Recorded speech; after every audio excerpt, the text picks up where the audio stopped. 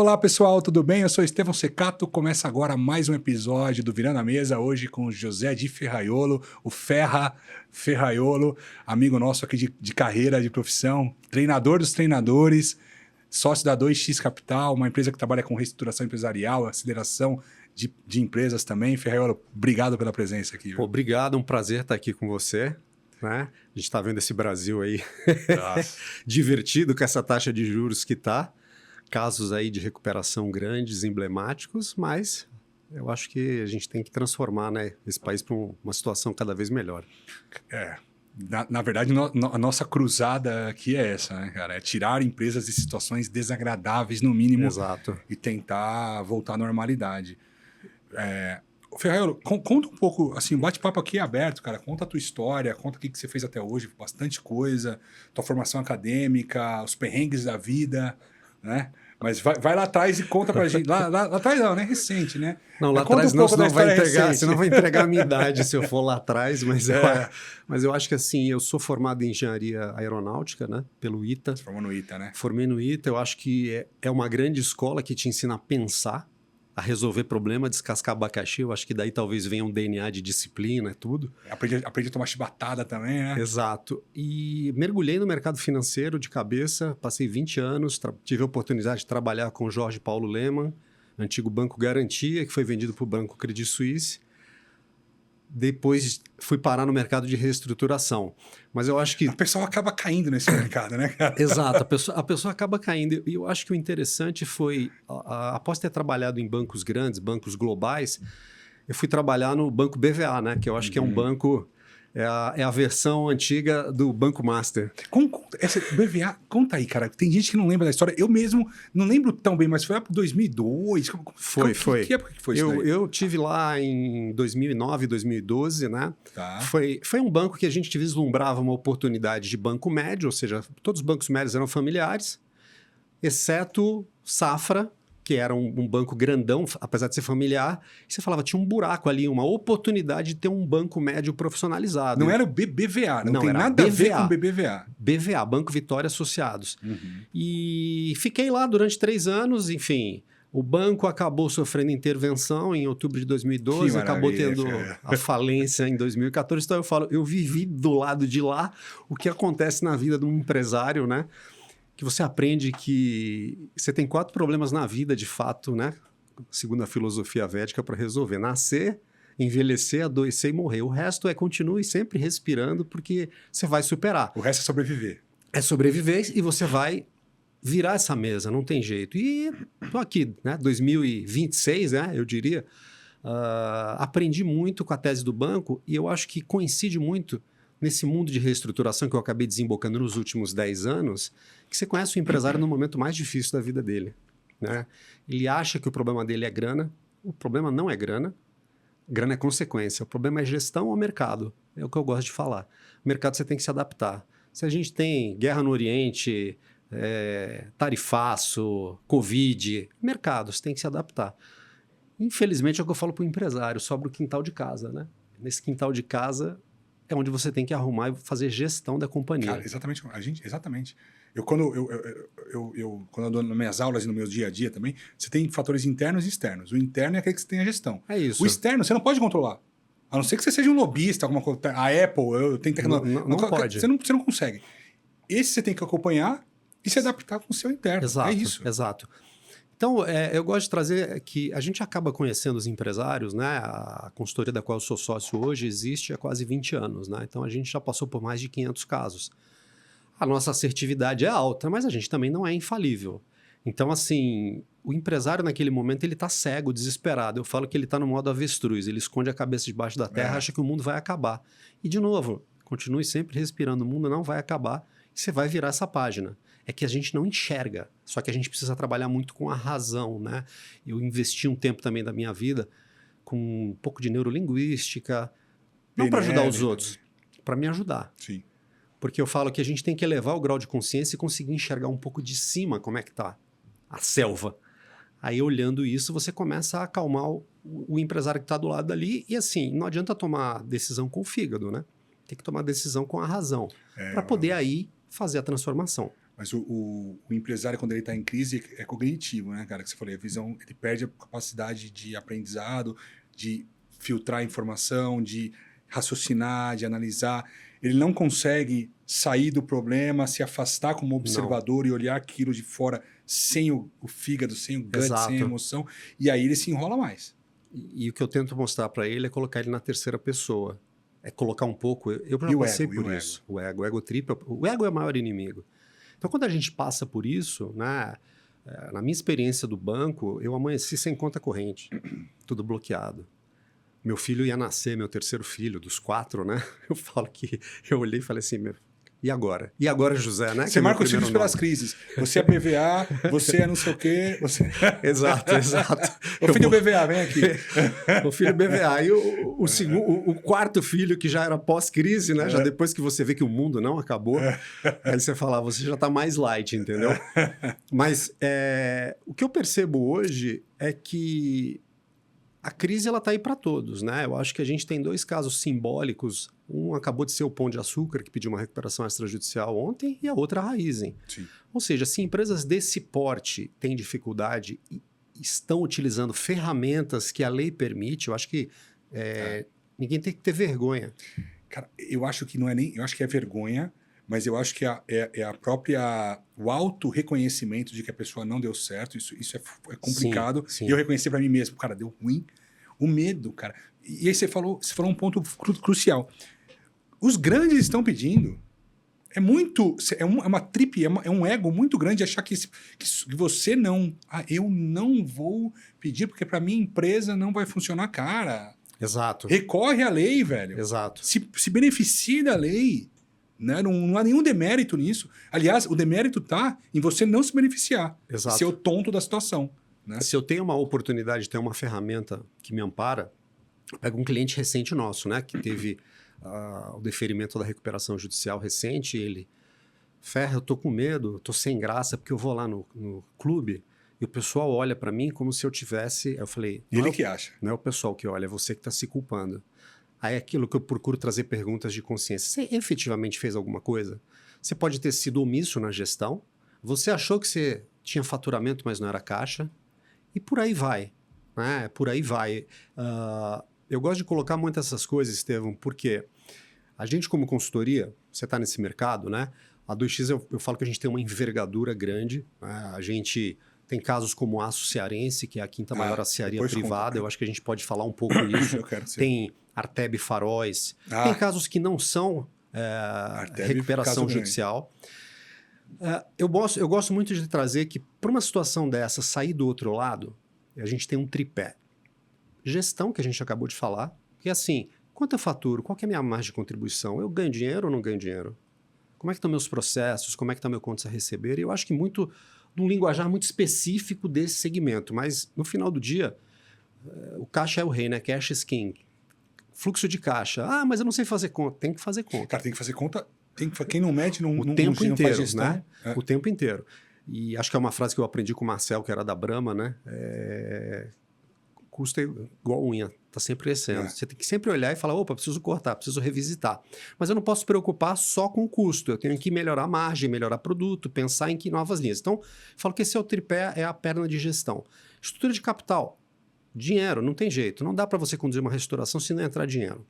Então, eu tenho que trabalhar com essa perna. Mas eu tenho que ter consciência para não mudar a parede de lugar. O empresário procura a gente e fala, eu preciso de dinheiro.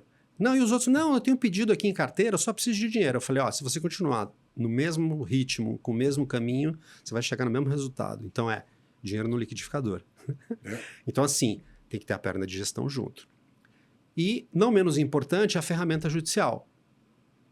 Eu vou precisar fazer uma moderação, eu vou precisar fazer uma extrajudicial, eu vou precisar fazer uma recuperação judicial.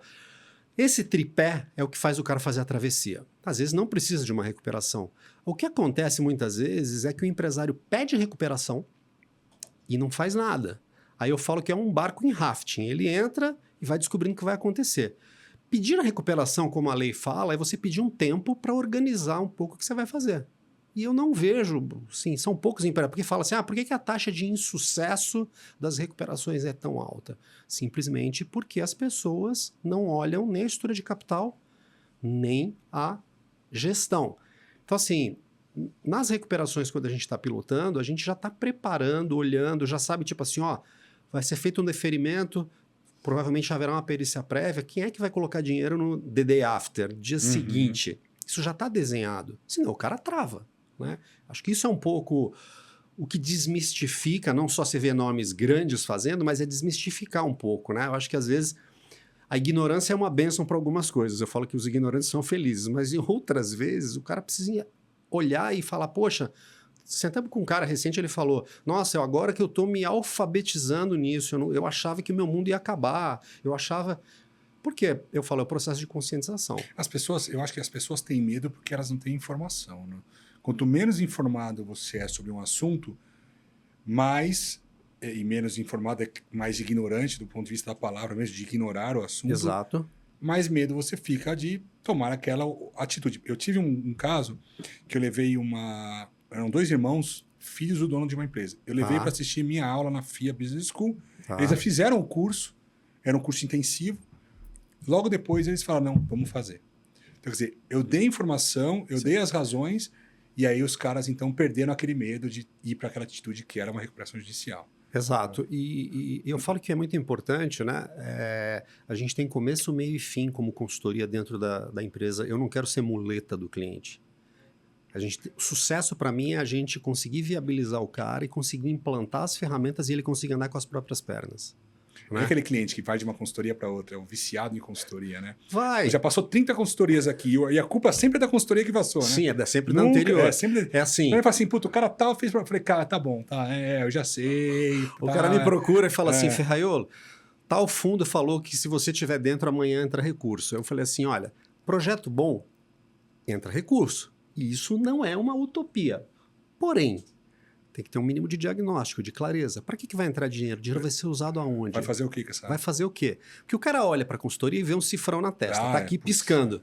Aí ele fala, essa consultoria deve conhecer o fundo A, B e C, né? Acho que, assim, até para contextualizar, né? A gente está falando aqui no mundo de fundos, mas não são os fundos de investimento que grandes bancos aplicam. Não. São fundos de direitos creditórios, que mais ou menos tem 3.200, que é o mundo que financia empresas em dificuldade pós uma recuperação judicial.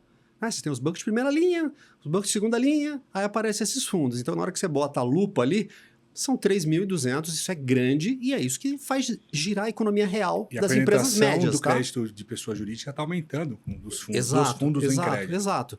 Então, assim, normalmente esses clientes que culpam as consultorias, é mais fácil, né, terceirizar, né? Porque eu gosto de assumir a culpa para mim, se eu posso terceirizar. A consultoria A2X conhece o fundo A, B e C. A gente hoje interage com quase 50 parceiros financeiros. Sim. Então já tem dinheiro no A, B e C. Não conseguiu mais colocar dinheiro? Sai então a consultoria 2X, eu mudo para a consultoria YZ e a consultoria YZ vai trazer recurso e assim eu vou, passando mico, né? Mas eu não dou solução para a empresa. Então, assim, eu hoje procuro olhar isso com muita clareza e a minha taxa de nãos, ela passa de 50%. Eu falo não sem dó. Eu falo que eu prefiro um bom sim, um bom não sempre. Não consigo te ajudar, não vou te ajudar. Quando a gente fala, você tinha me perguntado sobre casos, eu acho que assim... Mas antes do caso, eu quero te fazer uma pergunta ainda. Pode fazer, vamos lá. É uma dúvida que eu tenho aqui, tá? Um recado e uma dúvida. O fundo me indicou a minha consultoria, certo? Tem uma exposição de 5 milhões de nota pré-faturada, algum problema tem na empresa lá. Estou chegando agora. Tá? Você me indicou. Qual a minha responsabilidade sobre aquele crédito que alguém do teu time deu para a empresa e que não recebeu? Você tem um comitê de crédito. Pergunta número 1.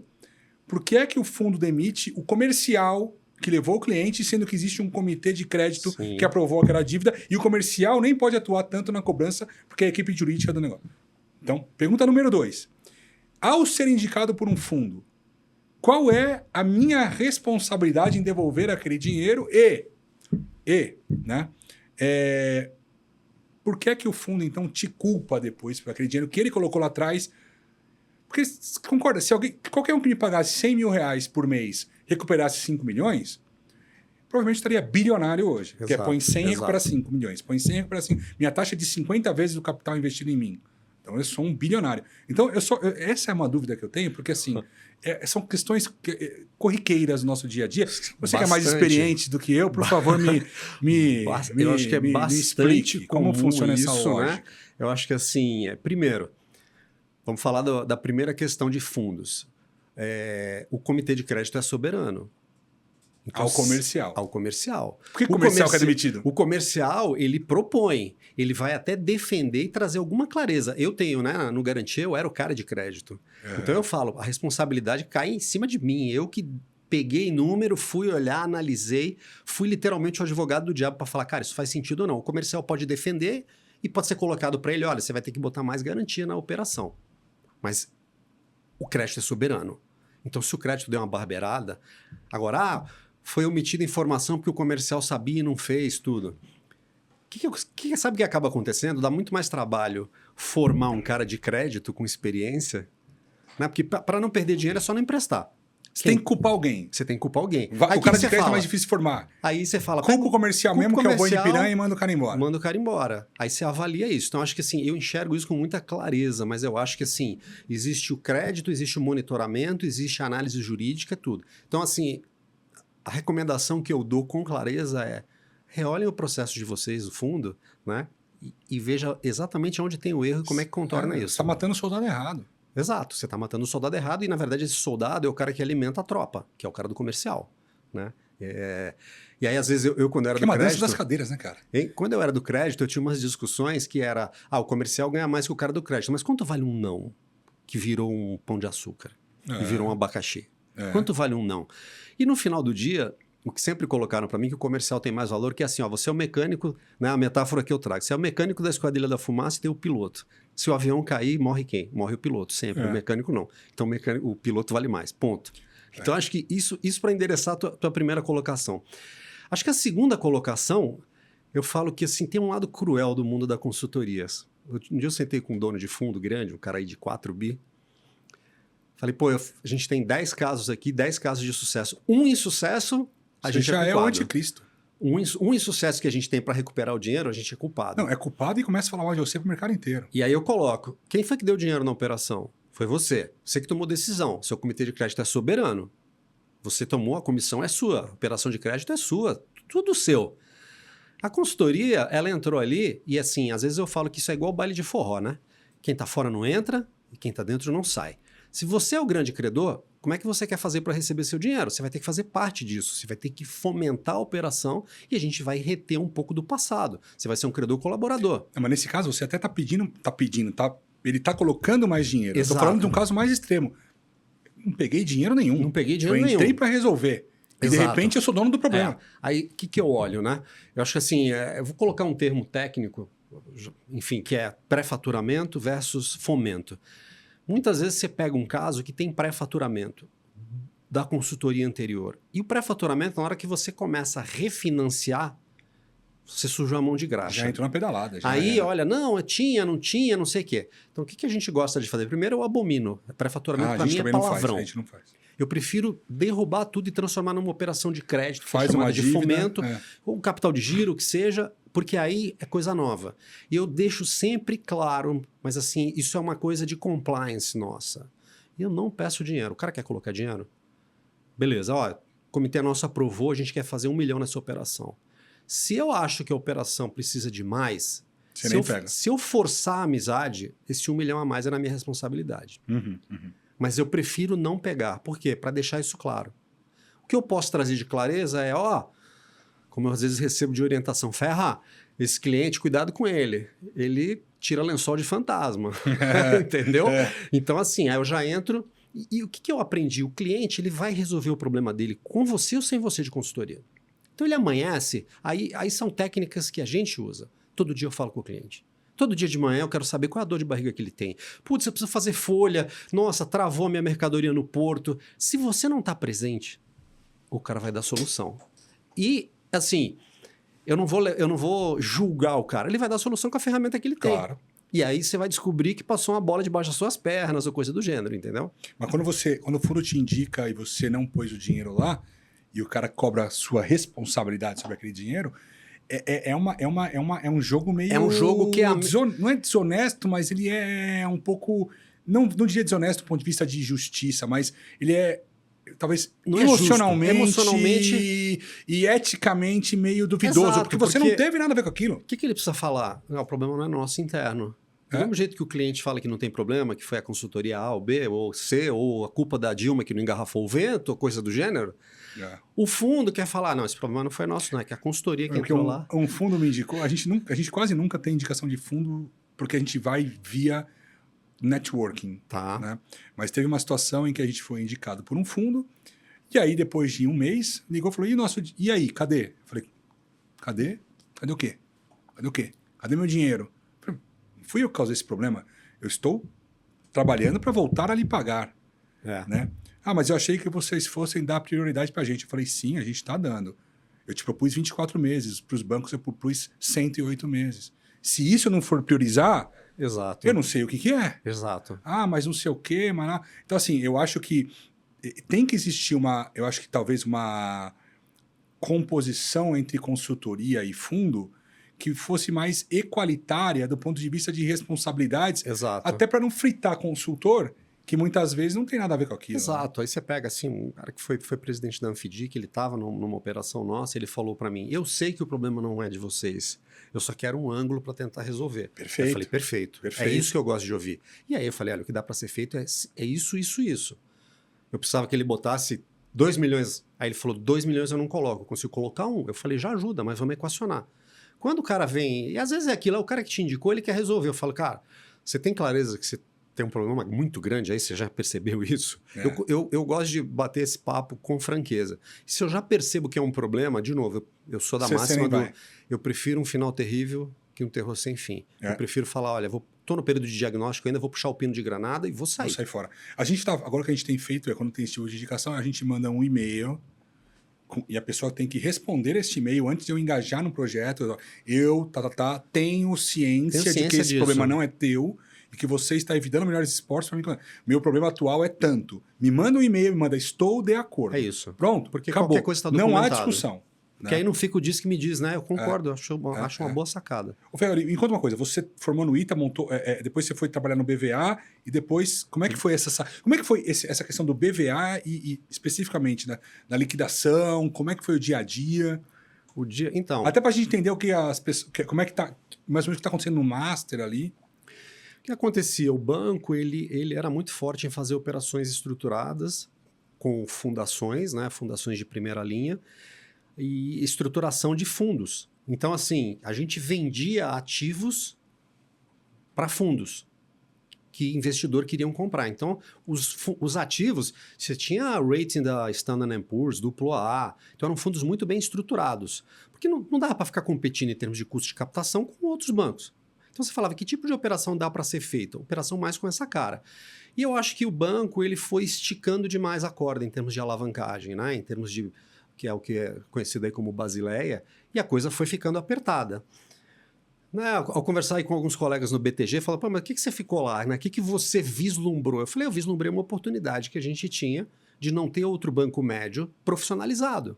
Aí eu via dinheiro, na época do seu Carlos Alberto, que era dono da Caoa, dinheiro grande dele lá. Uhum. Dinheiro grande do pessoal que eram os sobrinhos do pessoal da Itaipava com dinheiro lá. Aí você falava, pô, os caras são bilionários, né? Com certeza eles estão enxergando algo que eu não consigo vislumbrar aqui. Então a minha aposta era essa. E realmente havia a perspectiva de venda do banco, né? Uhum. Eu era o único funcionário do banco, por ter vindo do Credit Suisse, que falava inglês. Então eu acompanhava o dono em roadshows, em reuniões. Então eu tinha clareza do que ia acontecer. Aí um belo dia, o Banco Central não aprovou uma aquisição que ia ser feita. Um dono queria comprar o outro.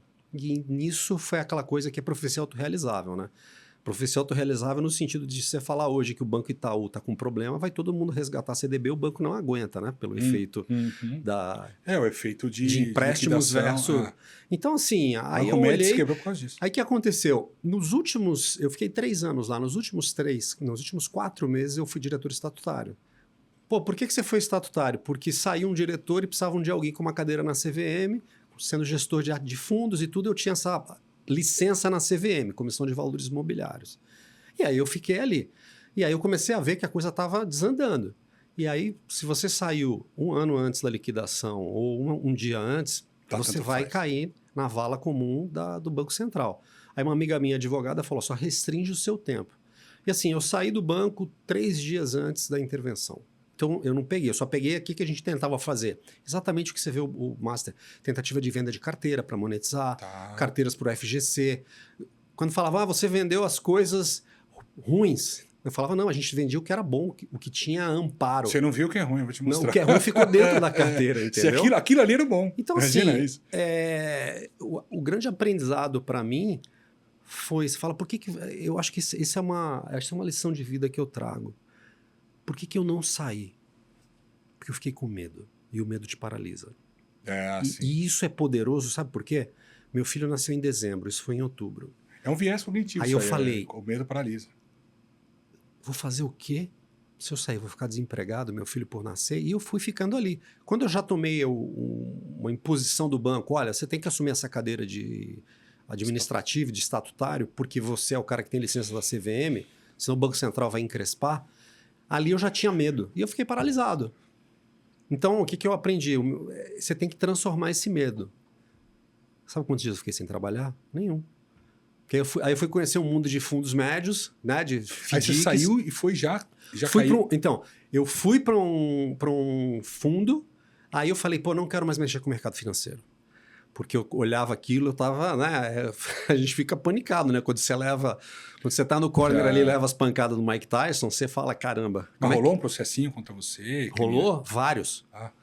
Eu acho que assim, né? Eu não tenho vergonha nenhuma de falar, né? Não. Eu tô no meu quarto relacionamento. Eu espero que dessa vez seja o último aí com a minha mulher. E aí eu tenho separação. Então eu tive processo na esfera familiar, trabalhista, criminal, civil, em todas, né? Então a gente vai surfando. Mas isso aí faz essas isso vai te dando, que te dá força e te dá resiliência, né? Eu acho que resiliência é o quê? Na engenharia é força com flexibilidade. E é isso que faz você caminhar. Então, assim, fiquei um ano em gestão de empresa, fiquei em São José do Rio Preto. Aí de lá voltei para São Paulo, falaram, deu uma esfriada na cabeça lá, fui trabalhar ali. Fiquei ali, falei, deixa eu sair um pouco Deixa eu sair um pouco desse olho de furacão. Deixa eu ver, porque a gente precisa ver que o mundo não acabou. Sim. Por mais que Estevão vire e fale, Ferraiolo, o mundo não acabou. Eu preciso colocar você em terceira pessoa e você olhar e falar, tá vendo ali, ó? Não acabou, viu? E aí você vai aos poucos se refazendo. E faz bem, esses momentos de... Não é que é legal o que passou, mas olhando depois te faz muito mais forte e preparado. Sim. E você não tem mais medo de problema. Que, vai ter um criminal. Eu falei, tá bom, eu levo a cesta básica ou você? Porque assim, cara, desculpa. E tem gente usando o criminal hoje como ferramenta de coação para te forçar a pagar alguma coisa que no civil você não tem que pagar. Eu sofri isso. Eu sofri 4 criminais, nenhum foi para frente, mas na minha física eu me retraí. Tem um cliente nosso que... eu me retraí. Falei, puta, eu fiquei quieto. Talvez eu tivesse tido eu tive um problema na minha incorporadora antiga lá, não sei o quê. Eu tive um monte de processo civil, um monte de processo criminal, já falei sobre isso aqui. E para meus clientes eu falo, cara, eu já passei por isso, eu entendo o que você está passando. Eu já passei. E eu acho que só tem quem tem legitimidade para falar realmente o que o empresário está passando é quem já passou por isso.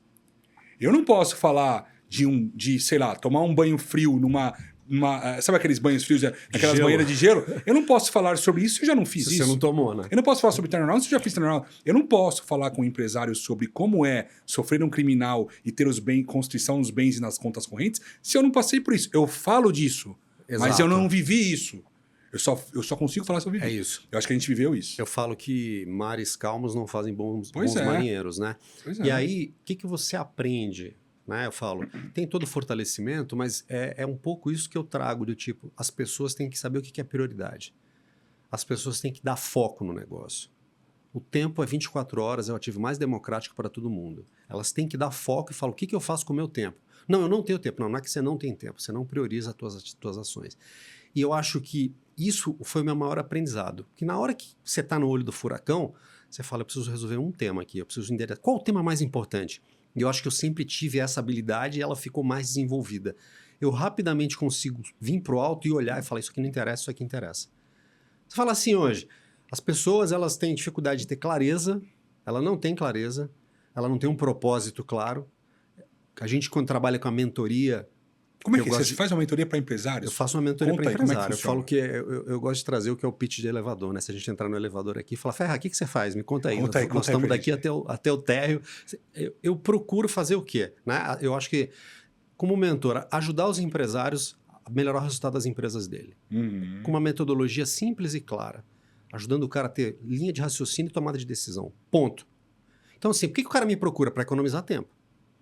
Pô, como é que eu posso ter 5 anos em 2 semanas, né? No caso comigo são 8 encontros, para poder enxergar com clareza onde está meu BO.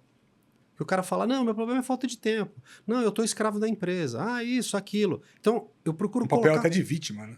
Eu procuro colocar muito isso pro cara. E a cadeira do dono da empresa é uma cadeira solitária, né? Ele é um ser humano. Ele está ali solitário. E ele está ali tomando decisão. E assim, mas o cara fez pré-faturamento, o cara fez isso. Eu falo, gente, atrás de qualquer comportamento tem uma intenção positiva. Do PNL, né? Entendeu? Então, assim, Pressupostos. quando você enxerga a intenção positiva do cara, fica mais fácil. Não quer dizer que eu aceite o comportamento do cara. Você fez coisa errada, mas você tem essa consciência? Então, eu procuro colocar isso e eu vou trazendo ferramentas para o cara ter a empresa mais, eu diria, com finanças escaláveis. É isso, entendeu? Então, assim, quando eu vim parar no mundo da reestruturação, que foi depois de estar numa empresa, eu falei, já sentei do lado de lá, já sentei do lado de cá. Você vai levando as suas pancadas que a vida vai te dando, vai construindo resiliência e vai podendo falar com propriedade. Eu falo que a empresa, o cenário é sempre o mesmo. Você tem ali um empresário que está em dificuldade, isso, aquilo, a mulher está no financeiro, está tomando remédio, está sem dormir. Por isso que eu gosto de trazer que a gente vai conhecendo o cara no momento mais difícil dele. E aí o cara fala, beleza.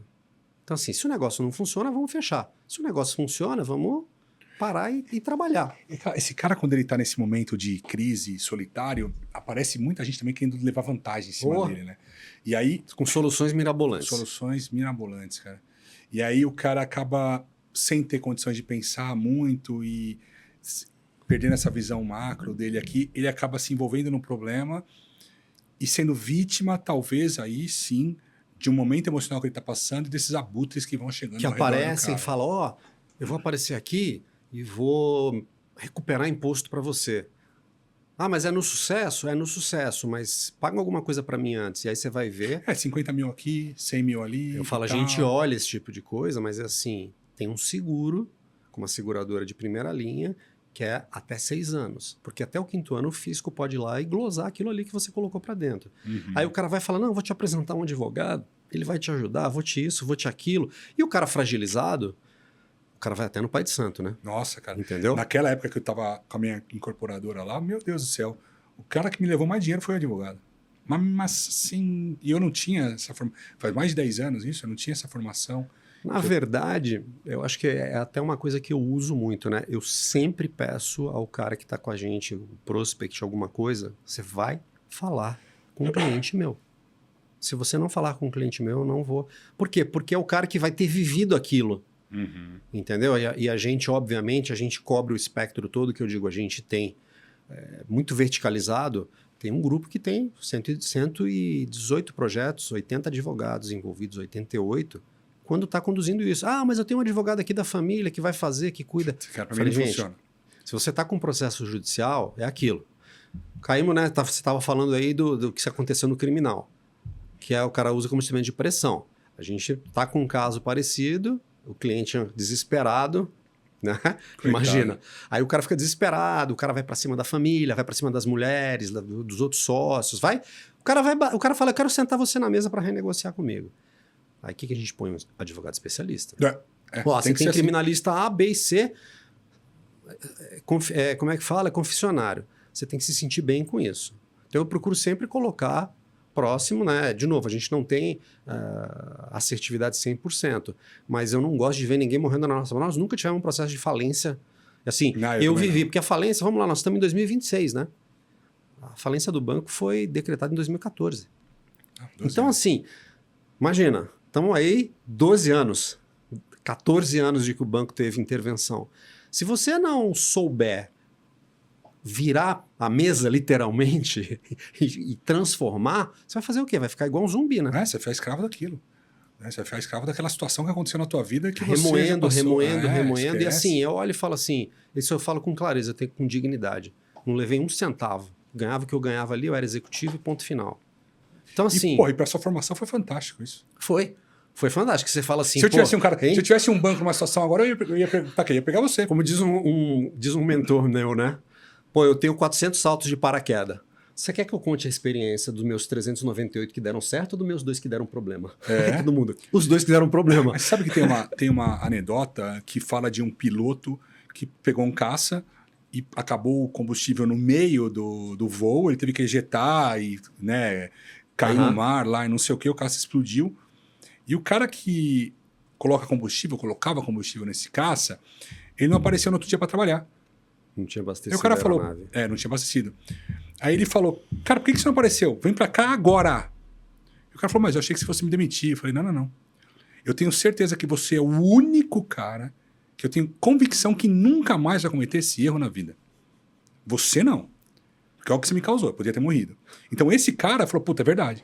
Eu sou. Então assim, eu acho que é o que você falou. Eu quero contar as histórias dos caras que deram errado. Exato. Só que assim, o mundo é feito de histórias que só ouve a história de quem deu certo, né? Exato. A história do Rockefeller, a história do Ford. E a história do outro cara aqui? E a história dos 150 caras que fizeram Exato, que é o que eu falo, né? As né? histórias que não deram certo. Eu vou escrever um livro, As Histórias que Não Deram Certo. Eu acho que assim... Pô, conta os casos de perrengue. Você foi lá, você ficou no ITA, aí você trabalhou no Garantia. Pô, o Garantia era o banco mais sexy que tinha, inspirado pelo Goldman Sachs. Aí você foi lá, foi pro Credit Suisse. Pô, aí você foi pro BVA. E o que aconteceu? Desandou? Não, faliu, foi o grande aprendizado, entendeu? Faliu. E aí quando você tá com empresas que estão em dificuldade... E você olha e fala, caramba, aqui tá dando certo, aqui não tá dando certo. É ruim, eu não gosto de rescindir contrato, mas às vezes eu olho e falo, isso aqui não é pra gente. Cara, você falou um negócio que eu até pegar um gancho. Você falou do advogado da família. Quando você tem um câncer, você vai no médico de família? Ou você vai no oncologista? Vai no oncologista. Então pronto. É a mesma coisa que eu falo. Outro dia eu ouvi, no nosso mercado a gente ouve bizarrices, né? Um cara me fala, pô, mas eu não tiro esse dinheiro da empresa, como é que você quer cobrar esse tanto? Eu fiz a mesma paralela, eu falei, quanto seu oncologista ganha? Sei lá, cara. A hora que você vai numa consulta, você quer saber quanto o cara ganha? A cirurgia, você quer saber quanto o cara ganha? Esquece, são coisas diferentes, né? Então é um pouco disso. E outra coisa, né? Você é prestador de serviço, você não é sócio do cara. Claro, mas você vira, né? Às vezes você vira. Aí o cara fala, não, eu tô assim, tô assado. Mas eu não tiro isso. Cara, desculpa, eu tenho que pagar meus analistas, tenho que pagar meus funcionários. Eu coloco isso com muita clareza. Eu falo, olha, a gente está aqui como prestador de serviço, a gente está aqui para agregar valor para você.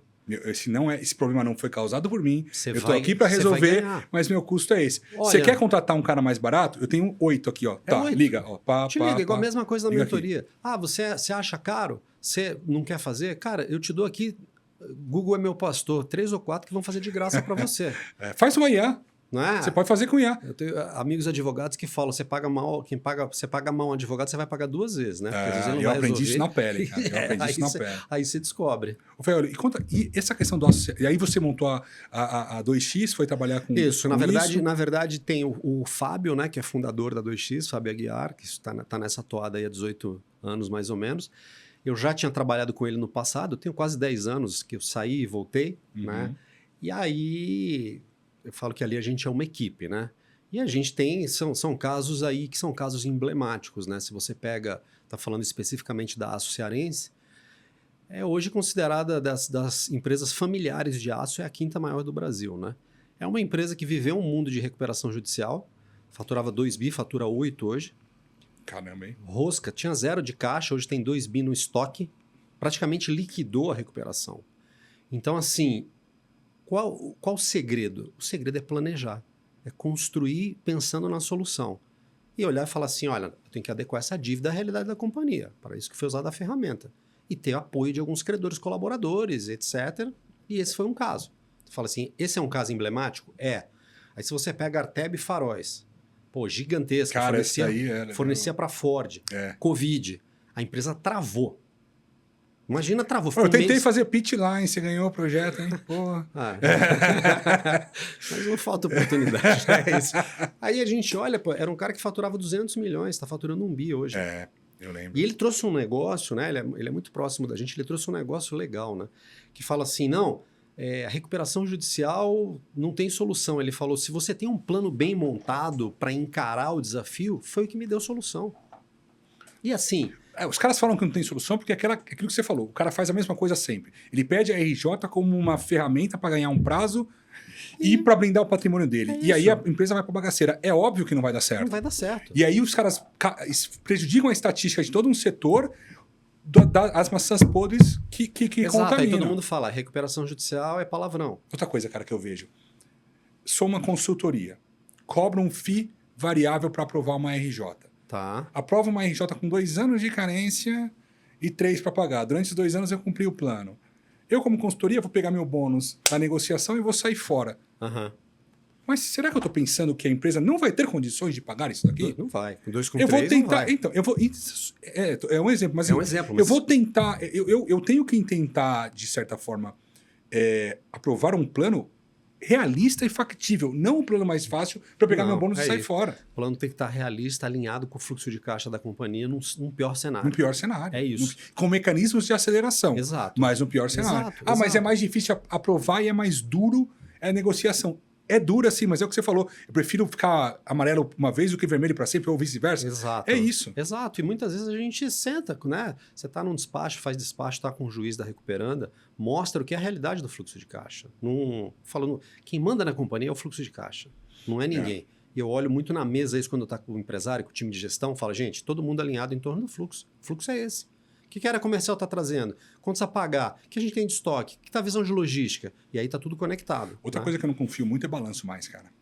Depois eu não confio em nada. Eu vou lá, eu vejo quanto tem de estoque, fisicamente, eu vejo os contratos de dívida, levanto fiscal, conciliação, imposto, eu refaço o balanço na cara.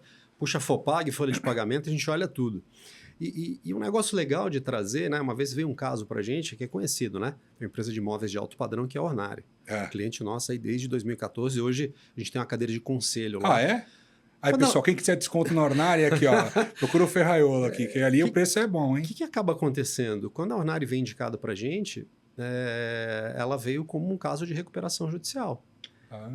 E a gente olhou e falou, gente, recuperação judicial não cabe para você. Você vende para a classe AAA. O cara que compra móvel teu paga 50% à vista. Se você pedir recuperação judicial, a empresa acaba da noite para o dia. O cara não vai querer comprar, vai ficar com medo. E seu fluxo de caixa, seu capital, então, seu ciclo de conversão já é positivo. Isso é para mostrar que, às vezes, uma reestruturação simples resolve. E aí, foi endereçado, a família tinha patrimônio, fez uma operação. Um dos bancos que indicou a gente falou assim, você praticamente sumiram com a dívida, os caras agora estão cheios de caixa. Eu falei, agora em vez de você mandar a tua área de captação lá, você tem que mandar teu pessoal de wealth lá para poder aplicar o dinheiro. E o que é interessante? Igual você está trazendo aí de ferramentas que você olha para conciliar, pegar exatamente o que é dívida, contrato, bater o olho, a gente usa muito uma ferramenta que eu trouxe do Garantia de orçamento base zero. Então eu quero ver a empresa para frente. O que vai acontecer? OBZ caixa, né? OBZ caixa, visão caixa que paga a conta. Então, no caso específico do Ornari, foi bacana que a gente olhou e via assim, tem várias franquias no Brasil, várias lojas, e tem uma loja em Miami que o markup é 6 vezes. Por que ganha muito mais dinheiro lá que cá? Porque para lá, para exportação, a gente tem muito mais gordura para fazer. Então, falou, estamos numa reunião de orçamento, gente, vamos focar no exterior. O Ornari virou uma máquina de ter 12 lojas nos Estados Unidos. Tem 12 lojas? Eu lembro que alguém me falou disso. Tipo assim, vamos esvaziar um pouco essa abertura Era uma loja de Brasil. Começou há nem tanto tempo, né? Aí hoje um dos sócios pilota a Europa, tá lá em Milão. Então assim, eu falo que nas coisas simples é que tem as grandes soluções. Vamos fazer uma reunião de orçamento e vamos olhar. Né? Pegamos um caso de uma empresa de castanha no Nordeste, estávamos fazendo orçamento em Fortaleza, na época da Copa no Brasil. Aí na hora que a gente foi olhar, Júlio falou, vem cá, o que a gente tem de dias úteis de venda, não sei o que. Não, aqui vai ser feriado porque é jogo do Brasil. Aqui vai ser feriado porque em Fortaleza é feriado todos os dias que tem jogo da Copa. A gente olhou, sobrava meia dúzia de dias. Falou, gente, ação, férias coletivas. Então, isso é o quê? Antecipar as nuvens negras. Esse é o segredo. Eu não gosto de planejar. Desculpa, se você não planejar... Eu estava me perguntando isso na última aula que eu dei na FIA lá. Que os caras assim, e eu propus para a turma, né? Falei, vamos pensar aqui. Por que os caras insistem? Se a gente tá passando conhecimento, nutrindo as pessoas de conhecimento, tentando passar, e os caras continuam errando. Por que você acha isso? O que acontece, cara? Aí você sai de lá, o cara volta a errar.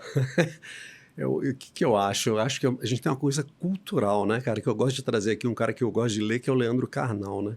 Outro dia eu estava lendo a crônica dele no Estadão, aí você tem lá a caixa de Pandora, né? Erimeteu e Prometeu, né? Eu não lembro qual dos dois. Um dos dois olha sempre para trás e não planeja, é tudo imediatista. Que se é Erimeteu. O outro consegue planejar e ir para frente. A nossa cultura brasileira não tem planejamento. Não vai Corinthians. Não vai Corinthians. Vai dar certo, porque Deus quer. Então, assim, eu acho que eu tenho um exemplo simbólico que eu tenho meus ossos criativos, que eu fui me dar o trabalho quando a gente teve a seca grande, lembra de reservatório aqui em São Paulo? A Sabesp parou e não sei o quê, e faltou água, virou tudo água de reuso. Aí eu fui lá olhar o plano decenal de 10 anos da Sabesp. E no plano decenal lá de trás falava, nos próximos 10 anos tem uma expectativa de ter uma seca severa por eventos cíclicos, que pá. Beleza? Beleza. Mas por que você fez isso, Ferra? Eu fui olhar. O que fizeram? Nada. Exato. O cara até tem um planejamento às vezes e não usa e não transforma em ação. Isso é cultural do brasileiro. Sim, planejamento é um nome feio, né? Se eu viro para vender uma mentoria e falo que, vou te ensinar a planejar, o cara, nossa, coisa chata, hein? Agora se eu falar, vou te ajudar a ganhar dinheiro, aí eu gostei. Pode olhar. Não é assim? Pois é. Tanto é que quando você tem a possibilidade de ganhar um dinheiro a mais, por que as bets estão dando certo? Porque é muito mais. Você motiva muito mais, os caras se motivam muito mais pela possibilidade de ganho do que pelo risco de perda. Exato. Então, é um viés até cognitivo que os caras exploram isso, né? Eu tendo a não ver o risco, não olhar o risco.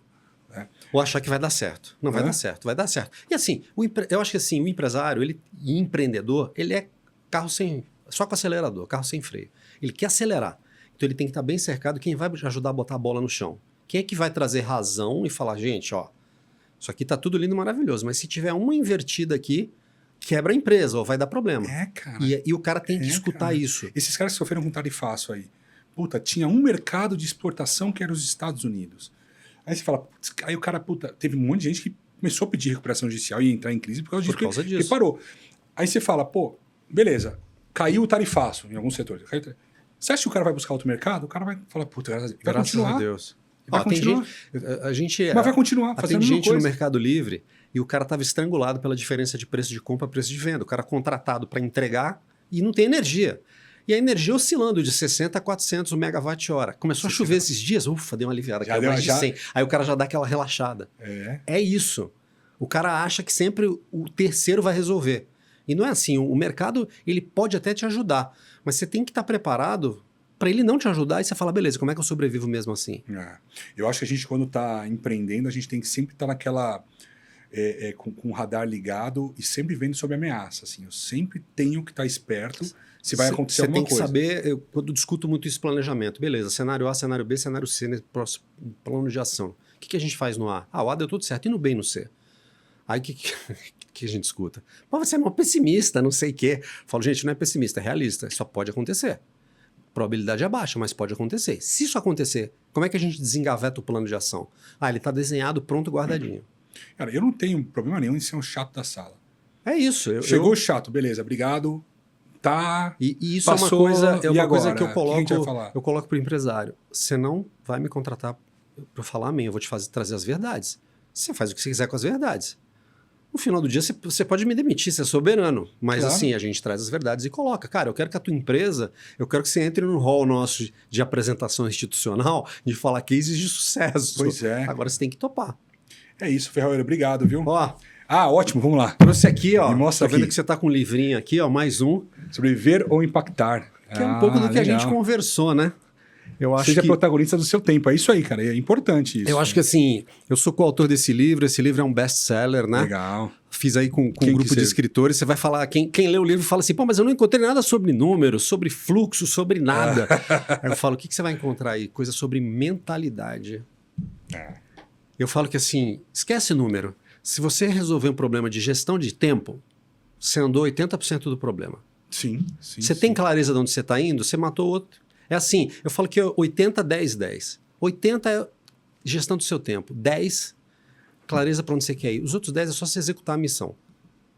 Senão você vai ficar enxugando gelo. Tá certo. Então a ideia é essa aí, pô. O livro vai fazer... Perfeito. Ó, vou te dar esse aqui também. Tem Pô. uma canetinha aqui. Turnaround Bootcamp, escrevi com um pessoal super legal. Depois dá uma Bacana, lida hein? aí. E tem o pessoal que você conhece aí. João Lima, Aí, conheço. esse é fera. Salvatore, conheço. É fera. Sabe que o João Lima eu fui conselheiro dele 1 ano. É? Nessa que você tá falando de mentor dos que mentores aí, legal. dos consultores, Olha só. Ele deu uma estilingada, cara. Ajudando. Trabalhei muita dinâmica familiar. Que é um pouco isso. Eu pego empresa o Johnny lá, né? Putz, que legal. tá ali indo. no dia a dia, como é que tá a cozinha de casa, né? Então, como é que... O que você vê do lado de fora, mas como é que tá do lado de dentro? Então, eu procuro usar minha experiência bastante isso quando eu tô com acionista. Show de bola. Eu gosto de falar, o que você tá sentindo? O que você tá vendo? Como é que estão teus filhos? Legal, pô, bacana. Excelente. Vou participar do próximo, hein? Oh, Já quero com certeza. convite, hein? Obrigado, cara. Pô, Obrigadão, viu? Obrigadão. Show. Nos falamos aí. Pessoal, obrigado. Nos vemos no próximo episódio e até breve.